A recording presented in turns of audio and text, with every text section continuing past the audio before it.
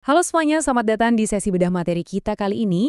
Jujur saya benar-benar antusias banget buat bahas topik hari ini, karena kita bakal ngebongkar sebuah teks sumber yang biarpun singkat tapi, wow, filosofi mistisnya itu dalam banget. Jadi, coba deh sejenak kita kesampingkan dulu urusan dunia luar hiruk-pikuk kajaan, dan kita arahkan fokus kita 100% ke dalam diri. Siap-siap ya, karena kita akan membedah anatomi spiritual kita sendiri berdasarkan sebuah konsep yang menakjubkan tentang Ali Imran, dan apa yang sering disebut sebagai tubuh ruhani. Oke, mari kita selami ini. Tahukah Anda kalau ternyata Anda punya hati yang kedua? Nah loh, coba direnungkan dulu sebentar pertanyaan itu. Kalau anatomi fisik kan kita udah paham banget ya. Kita tahu persis di mana letak jantung kita yang berdetak setiap detiknya. Tapi, teks yang jadi sumber bahasan kita hari ini justru ngasih pandangan anatomi yang beda total. Bayangin, ada sebuah organ vital yang nggak bakal pernah ketahuan lewat ronsen atau alat medis paling canggih sekalipun, tapi keberadaannya itu benar-benar nentuin kualitas hidup kita. Penasaran kan? Untuk menjawab teka-teki ini, kita harus mulai dari fondasinya. Bagian 1, mengenal makna tubuh rohani. Kita akan coba bongkar seperti apa dimensi batin kita. Nah, disinilah kita mulai mendekonstruksi dimensi paling dalam dari eksistensi kita. Teks sumber kita ngasih definisi yang spesifik banget nih. Jadi yang namanya tubuh ruhani itu dijelaskan sebagai dimensi halus yang menghubungkan jasmani dengan ruh kita. Coba perhatikan baik-baik ya, ini bukan sekedar ide abstrak atau kiasan puitis aja.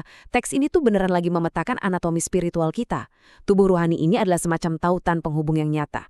Ibaratnya, tanpa dimensi ini, realitas fisik kita dan realitas spiritual kita bakal benar-benar putus koneksinya. Dan ini dengan sangat cemerlang mengilustrasikan dualitas dari keberadaan kita sendiri. Di satu sisi, Anda bisa lihat ada aspek yang kasar, alias jasmani, yaitu tubuh fisik kita, dunia materi yang nyata yang bisa kita sentuh dan raba sehari-hari. Terus, di sisi lainnya ada aspek yang sangat halus, yaitu ruh, esensi murni dari kehidupan abadi. Nah, tubuh ruhani tadi bertindak sebagai jembatan penengah yang absolut pentingnya di antara dua kutub yang berlawanan ini. Dia adalah medium yang bikin ruh kita bisa berekspresi lewat tubuh fisik, dan sebaliknya, bikin pengalaman fisik kita bisa dimaknai oleh ruh. Sekarang, gimana sih cara kita memvisualisasikan arsitektur batin yang nggak kelihatan ini? Masuk ke bagian 2, simbol keluarga Ali Imran. Sebuah ajakan buat kita melihat jauh ke dalam diri.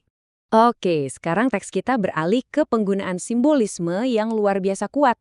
Mari kita pelankan ritme kita sedikit di sini, karena kutipan dari sumber ini benar-benar memikat. Teksnya bilang kalau konsep ini melambangkan keluarga ruhani dalam diri. Coba bayangin deh, teks ini seolah minta kita buat berhenti sebentar ngeliatin sejarah di luar sana, dan sebagai gantinya, kita diajak menatap ke dalam batin kita sendiri untuk menemukan apa yang disebut sebagai keluarga spiritual kita. Kalau kita lihat secara spesifik, teks ini nyebutin beberapa tokoh dari keluarga Imran, yaitu Maryam dan Isa. Tapi ingat, dalam konteks anatomi spiritual yang lagi kita bedah ini, nama-nama historis tersebut dipakai sebagai representasi yang luar biasa bertenaga buat ngejelasin komponen-komponen di dalam tubuh ruhani kita sendiri. Jadi mereka ini bukan sekedar tokoh dari masa lalu, tapi benar-benar melambangkan elemen kemurnian dan keajaiban yang secara spiritual hidup di dalam dimensi batin kita saat ini juga. Mari kita lanjut dan lihat bagaimana konsep ini terbangun di bagian 3, misteri hati kedua. Kita akan eksplorasi lebih jauh inti dari jiwa kita. Coba kita perhatikan gimana arsitektur makro tadi menyempit jadi anatomi mikro yang lebih spesifik. Disinilah letak kejutan terbesarnya. Ruang batin yang sedari tadi kita bahas ini ternyata adalah sebuah hati kedua. Dan yang bikin takjub, teks kita mencatat kalau hati kedua ini levelnya bahkan jauh lebih halus dari kolbu atau hati spiritual standar yang mungkin udah sering banget kita dengar. Organ tak kasat mata ini beroperasi di frekuensi yang jauh lebih lembut, lebih dalam, dan pastinya lebih murni. Ini tuh benar-benar lapisan paling dalam dari kesadaran kita sebagai manusia. Nah, hal yang benar-benar menarik dari bagian ini adalah fungsi presisi dari hati kedua itu sendiri. Teksnya dengan sangat jelas menyebutkan kalau tubuh ruhani inilah yang jadi tempat mendaratnya 3 kekuatan luar biasa. Hidayah atau petunjuk arah, mujizat atau keajaiban ilahiyah, dan kekuatan spiritual yang sesungguhnya. 3 hal raksasa ini jatuhnya nggak di tubuh fisik kita, dan nggak juga mampir di logika pikiran kita loh. Mereka itu punya target yang sangat spesifik dan mendaratnya tepat di lokasi ini, di hati kedua yang super halus tadi. Lanjut ke bagian 4, merawat jembatan jiwa kita. Kita akan bahas pemeliharaan spiritual yang aktif. Oke, setelah kita paham anatomi dan fungsinya yang ternyata sepenting itu, sekarang pertanyaannya berubah. Bukan lagi sekedar apa itu, tapi gimana cara kita menjaganya. Gimana sih kita merawat jembatan yang tak terlihat ini? Saya pengen Anda benar-benar nanya ke diri Anda sendiri soal ini.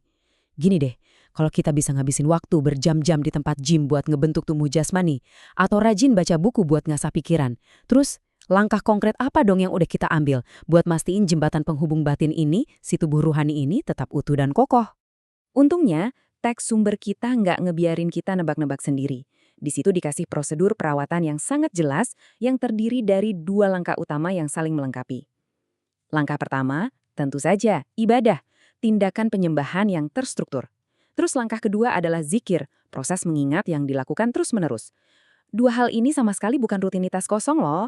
Teks kita memposisikan ibadah dan zikir sebagai nutrisi sekaligus olahraga aktif yang secara harfiah ngebentengi dan memperkuat jembatan vital antara fisik dan jiwa kita ini. Masuk ke bagian 5, menghindari racun dosa batin.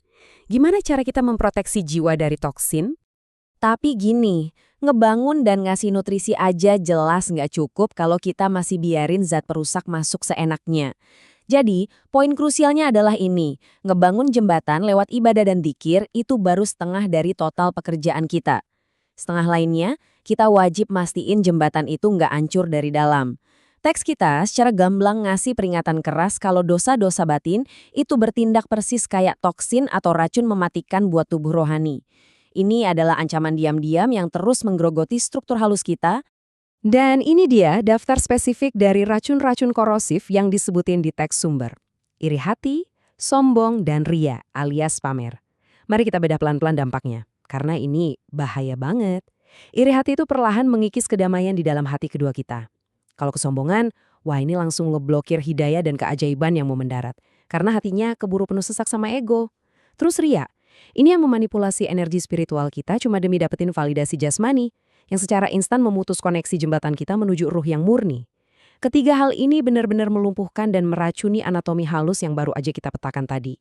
Pada akhirnya, teks sumber kita membawa kita pada sebuah kesimpulan untuk diri kita sendiri yang, menurut saya, sangat praktis tapi juga super mendalam. Tubuh rohani Anda adalah jembatan. Tampaknya, jasmani dan ruh Anda bakal benar-benar kehilangan sinkronisasinya. Jadi pertanyaan besar buat Anda renungkan saat kita menutup sesi bedah materi ini adalah, sudahkah Anda merawatnya hari ini? Apakah tindakan yang Anda lakuin hari ini makin memperkuat jembatan itu? Atau jangan-jangan malah meracuninya? Saya tinggalkan Anda dengan pertanyaan penting tersebut buat direnungin. Teruslah belajar, teruslah rawat dimensi halus di dalam diri Anda, dan sampai jumpa di eksplorasi materi kita yang selanjutnya.